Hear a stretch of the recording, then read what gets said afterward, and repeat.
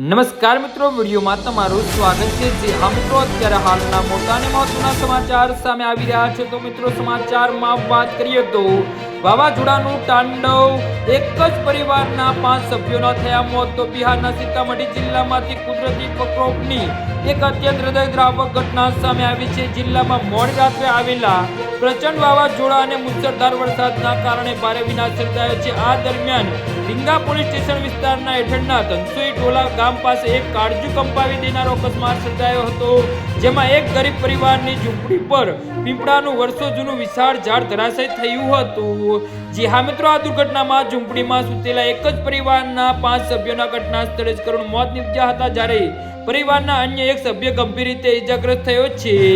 જી હા મિત્રો, મળતી માહિતી અનુસાર ધનસુઈ ટોલાના રહેવાસી સિકંદર શાહીનો પરિવાર રાબેતા મુજબ રાત્રે ભોજન કરીને પોતાના કાચા મકાનમાં સૂઈ રહ્યો હતો। આ દરમિયાન અચાનક વાવાઝોડું પલટાયું અને તેજ પવન સાથે ભારે વાવાઝોડું શરૂ થયું હતું।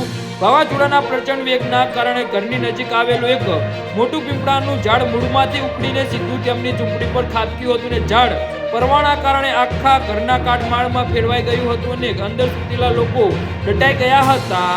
જી હા મિત્રો, તો આના વિશે તમારું શું કહેવું છે તો નીચે અમારી કમેન્ટ બોક્સમાં જરૂરથી જણાવજો અને અમારી YouTube ચેનલને સબસ્ક્રાઇબ કરવાની ભૂલતા નહીં। ધન્યવાદ।